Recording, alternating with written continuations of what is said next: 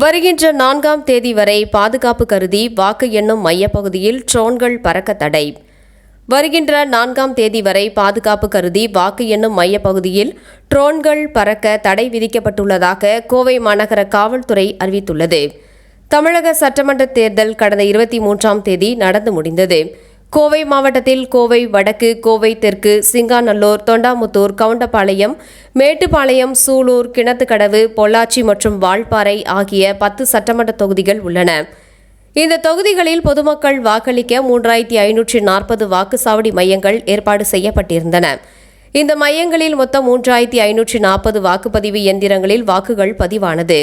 அந்த எந்திரங்கள் அனைத்தும் வாக்கு எண்ணும் மையமான கோவை தடாகம் சாலையில் உள்ள அரசு தொழில்நுட்ப கல்லூரியில் உள்ள ஸ்ட்ராங் அறையில் பாதுகாப்பாக வைக்கப்பட்டுள்ளது. அங்கு துப்பாக்கி ஏந்திய துணை ராணுவத்தினர் மற்றும் போலீசார் பாதுகாப்பு பணியில் ஈடுபட்டு வருகின்றனர். வாக்கு எண்ணிக்கை வருகின்ற 4ஆம் தேதி காலை 8 மணி முதல் தொடங்குகின்றது. இதையொட்டி வாக்கு எண்ணும் மையத்தில் பாதுகாப்பு பலப்படுத்தப்பட்டுள்ளது. அங்கு 300 கேமராக்கள் பொருத்தப்பட்டு தீவிரமாக கண்காணிக்கப்பட்டு வருகின்றது.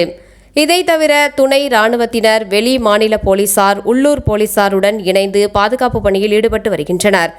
அங்கு மொத்தம் 5 அடுக்கு போலீஸ் பாதுகாப்பு போடப்பட்டுள்ளது. 500க்கும் மேற்பட்ட போலீசார் பாதுகாப்பு பணியில் ஈடுபட்டுள்ளனர்.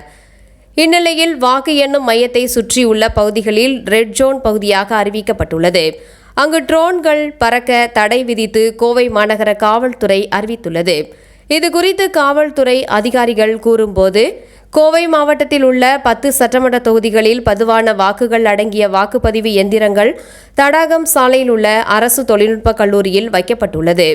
இதனால் அங்கு இரவு பகலாக துப்பாக்கி ஏந்திய துணை ராணுவத்தினர் உள்பட போலீசார் பாதுகாப்பு பணியில் ஈடுபட்டு வருகின்றார்கள்.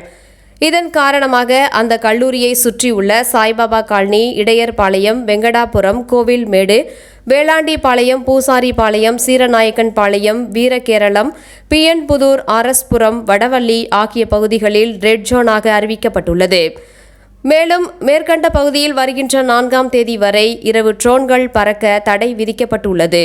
இந்த அறிவிப்பை மீறும் நபர்கள் மீது கடும் நடவடிக்கை எடுக்கப்படும் என்று அவர்கள் தெரிவித்துள்ளனர்.